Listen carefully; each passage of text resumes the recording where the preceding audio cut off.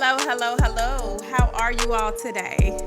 It's Mitra and Derek, this is our first professional hey, podcast. we got our little Halloween, It is what it is cuz we couldn't do it any other way. Okay, so today we're going to talk about dating red flags. We hinted another episode that we were going to kind of talk about that. Although we are married, we do understand that a lot of our listeners, supporters are not. And that's probably why you're watching us. Dating red flags for me, and I have a ton of them because I have a lot of single friends. Yeah, I got single Don't be a friends. fucking smartass. I mean, dating red flag. Yeah, so I would have to put this in a perspective of when we first met. So if I go back to No, that, we're giving advice to our supporters. I know, but I got to think I'm single and just met somebody. No! No, you don't. You can talk about like with your friends. Okay, so anyway, I guess his friends don't come to him for advice. So we'll just Excuse me, what's the depend actual? on my commentary for this. So I have a lot of single friends, and anytime a friend tells me that they are not spending Valentine's Day with them, red flag to me. Red flag. Oh, he can't. They might have to work that day. No, absolutely not. He's spending Valentine's Day with another guy, and Another guy. I mean, he is spending Valentine's Day with another girl, or it could be another guy. Could You never know. Do you think that's a red flag? If we were first dating, let's go back since you want to go back to when we were first dating. If we were first dating and you wanted to spend Valentine's Day with me, and I said, "Oh, I can't. I gotta work." Yeah, that'd be a red flag. What would you think? That you spending it with somebody else. Okay. All right. Another red flag that I hear often is a friend is experiencing a dilemma and the said partner is not concerned. For example, if your car breaks down and you call your partner, your person that you're dating. Okay, if I called you when we were dating and my car was broke down, what would you do? Come help. Okay. Come pick you up. So I've had friends in the instance where they run into a dilemma. For example, their car breaks down. Their partner said, "Oh, I'm having a cookout. I'll see you when I see you." What? I mean, Good luck. yeah. So do you think that's a red flag as well? Yeah. Okay, because that means what? That he's not all in or she's not all in, right? I just feel like when you're dating, you're working towards, well, most people, some people don't want to work towards marriage or a serious relationship. But I feel like when you are in those early stages, that's your time to prove yourself. But then I think that person's not making that person a priority. If Exactly. So, even if it's just a friend, I would go help them. I mean, right. that's Okay. kind of crazy. Yeah. Or let's say the partner has, the boyfriend or girlfriend has a hobby that they do all the time, but you never go with them. A hobby. Yeah. Like maybe, okay, let's just say the mate plays basketball all the time. And he says, I just want to go to the gym by myself. Yeah, I just want to go play basketball by myself. You're not welcome. Damn. Just stay home and I'll see you when I get back. This is my alone time. Nah, I mean, that could be the case, but what could happen is we both go to the gym, I play ball, and you go work out. Something like that. I mean, Yeah. that's not a good excuse. Yeah. So whenever a mate is always doing something, let's just talk about it. We compromise a lot. Derek and I, we both share a lot of the same interests. But there are times where I don't have the same interests as him. I make that sacrifice too. Like going to the movies. Yeah, You I don't hate like the doing movies. that. I hate the movies. Me and the kids like it. He loves the movies. I So, do. The kids do too. I'm not the only one. okay, so they love the movies. I hate it. What I'll the go with them every once is in a while, wrong but with that's you? just not my thing. I'm a germaphobe. I think about somebody sitting in the chair before me. Oh, brother, I don't like it. You It can doesn't. bring some cleaning supplies Oh into the Lord, movies. I'm not if you doing want. that. But I will. But it's not It's that like I going say, to a restaurant and sitting down. well, it's different because I kind of get relaxed and lay back and, put my head down. That's Anyway. where all the germs are. That's what I'm saying. Like at a restaurant, you're not. At a restaurant, you're just sitting like I'm sitting right now. Okay. You're not getting as comfortable. And in a restaurant, well, I guess the timing is about the same. But I don't like the movies. It's just something that I don't like. I've never really liked it, but he loves it, so I'll go every once in a while. That's called compromising. Absolutely. So if you have a interest that your mate does not share, which is fine because we're going to have that thing.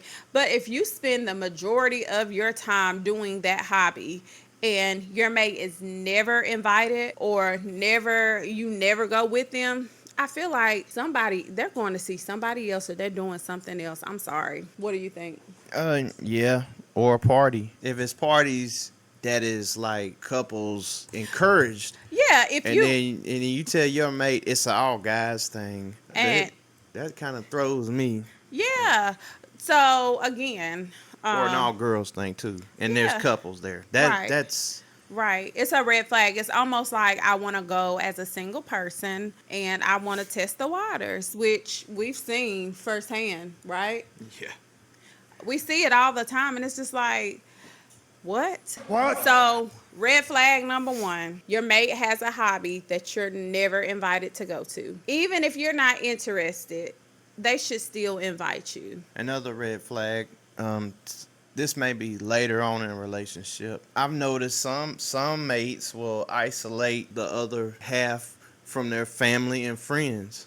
Yeah, that's a thin line between like abuse too. Yeah, I mean it trends that way. Isolation, not coming around your family or friends anymore, Right. and that don't happen probably right away. But It eventually happens. well, I've seen it later on in relationships where When they get comfortable. yeah, and I think that kind of makes that person not themselves. Yeah. It seemed like Yeah. well, red flag for me if, like I said before, too many guy friends. That would Or be a girl with or a guy with too many girlfriends. yeah, or female friends. Either way, like I was saying before, no boundaries. I think when you get official with somebody, there should be some boundaries at the very least. Now, me personally, I kind of just cut them all off because Absolutely, because there was disrespect.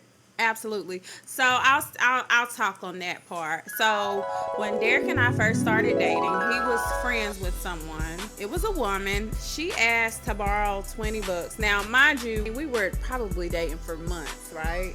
Yeah.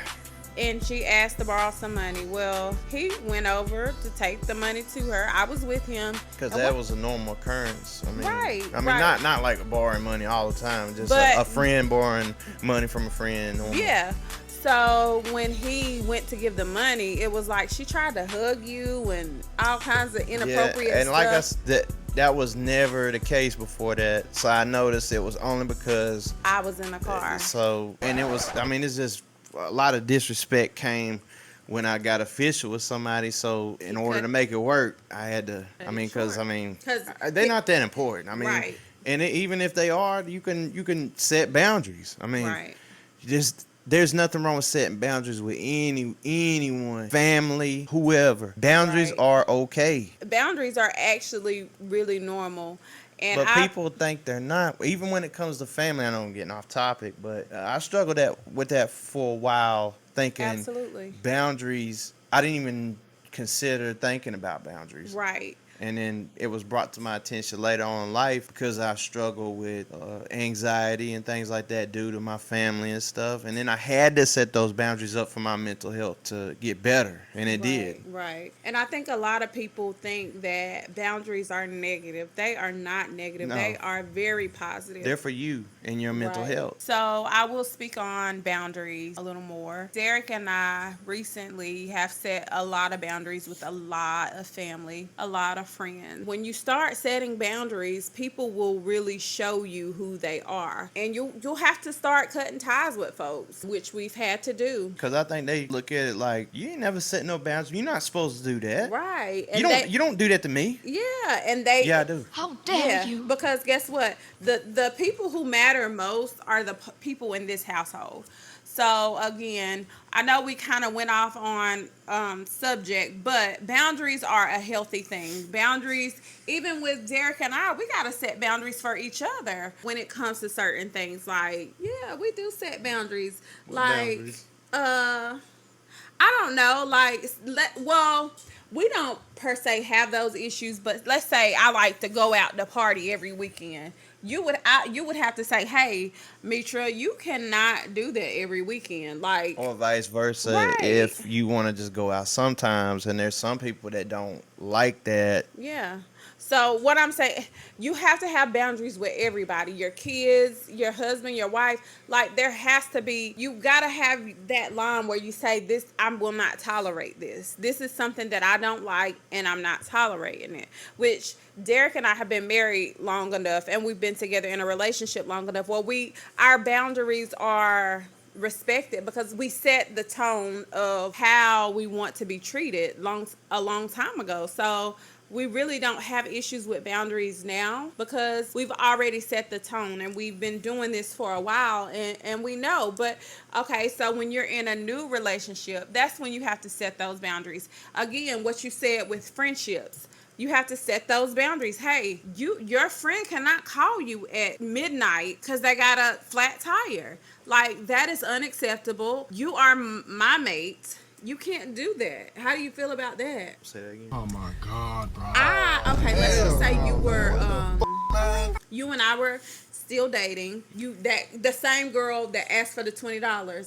She calls you in the middle of the night at midnight saying, "Hey, Jared, I got a flat tire. Can you come help me?" Is that something that you would allow? No, like I said, there was a lot of weird when we first made it official. A lot of female friends started acting weird and That never showed interest aggressive or something. romantically in him before he and I. When you think about that, you're not my friend. Then you switched up on me, and you gotta go. Yeah, because you have to respect your partner and you have to set the tone. Like, because had he did that, then okay, I'm gonna have my male friends come, which I didn't have a lot of male friends, but hey, okay, my male friend gonna come and we're gonna be hugged up on the couch like this. Bullshit.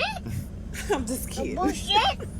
Bullshit. But do you have anything else you want to add? Red flags. I think one is poor communication. Oh yeah, and that's that ain't definitely a red flag. necessarily like it's more of a red flag to be in a relationship with somebody that has poor communication, poor understanding, Lack of accountability. yeah. Oh, let's talk about that right quick. This is one of my major things, and we've both done this. Derek and I have both done this. When there's an issue being brought up, if I say, "Hey, Derek, you know what? I don't like the way you go to bed at night without coming to get me off the couch." I say, "Hey, Derek, I don't like the way you just leave me on the couch." Derek says, "Well, I don't like the way." No, ma'am. No, sir. That is not the time to address any issue that he has with me. Let's address my issue. You address your issue on your own time, because a lot of folks do that, and I've had it in friendships too. I tell somebody, "Hey, I don't like the way you do this. Like, you've no-showed me 15 times and I don't like that. So can you let me know if you're unavailable, or let me know ahead of time?" And then they say, "Well, I don't like it that I'm always paying for food." Well, you can't do that. You can't retaliate. That's a sign of immaturity. And I will say, Derek and I have both done that before. I mean, it's an instinct.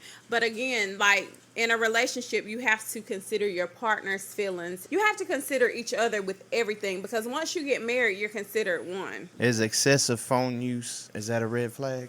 Yes. Or okay, yeah, let's talk about that too. Someone, now when your partner is with you, they're constantly on their phone, constantly on their phone, constantly on their phone.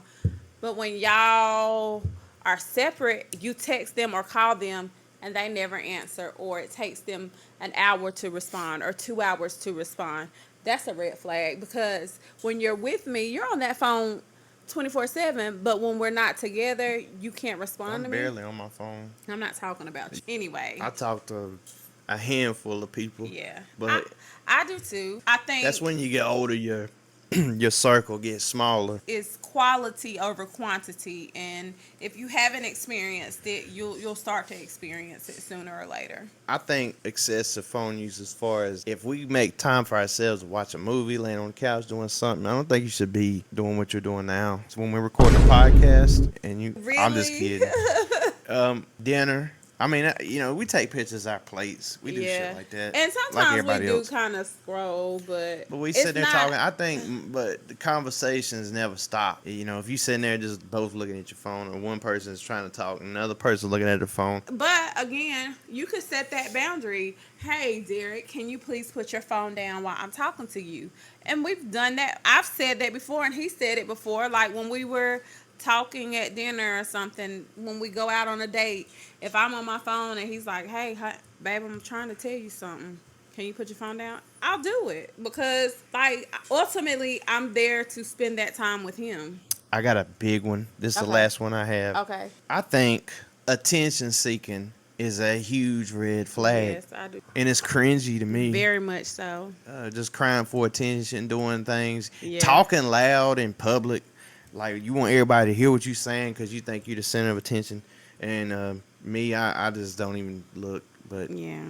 um, Sashaying across the room or tripping on purpose or dropping stuff on purpose, yelling, laughing, running, whatever, all that. overly loud, like that is so annoying. Yeah. But it happens often.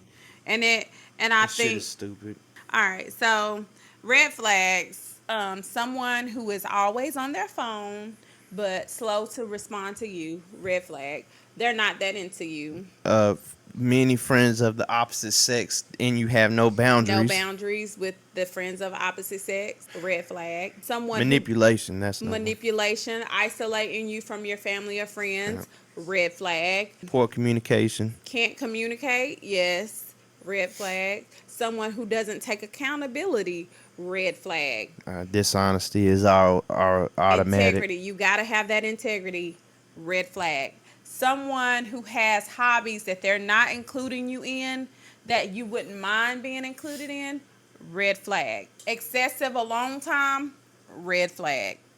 I said one more, but I do have one more. Okay. What about overly sexually charged? It depends on what stage you're in a relationship. Now, if you just met and y'all just been talking for 2 weeks and you just gotta be, I just wanna all of this, that's a red flag to me because it seems more lust and less chemistry. And also asking about finances early in, that's kind of Yeah. red flag. That's a red flag because it looks like you're trying to find some. Well, and I do think that you should discuss finances, but that's later on. I don't think that, like on the first date, that's a red flag because you're looking for somebody to take care of you. And you got to be able to bring to the table what you're requiring that person to bring. Don't make it seem like you got more. That's not going to work. Yeah. Oh, that's another red flag. Exaggeration. When you exaggerate about something, believe this, sooner or later, that person is going to find out. Most people that seem like they're exaggerating something, it really ain't like that, I've noticed. Yeah. And like insecurity Yeah, or something that absolutely. you want to overcome by just, Talking. saying is way more than it is. Right. Yeah, that goes back to the overly sexually charged. If this guy or girl is talking about, oh my gosh, my poom poom is so good, you're gonna this, that's too much. And the now they guy, believe yeah. Oh, and then you want to see, huh? No. I'm just I'm kidding. But or if the guy's like, I'm telling you, man, this is Mandingo here, baby. No. Multiple orgasms. Oh yeah, bragging about, oh, I'ma have you gonna be running from me. We've discussed a lot. We've unpacked a lot. Red flags and dating. If you ever experience any of these things that we have mentioned, run. If you experience a dilemma and your partner is like, I'm going to have a cookout, see you later, or I'm going to this concert, see you later, they not that into you. Hit the road, dude. Lock 'em up. Okay, y'all. Well, we'll see you later. Thank you so much for tuning in. And till next time, peace. Thank you. Hello, hello,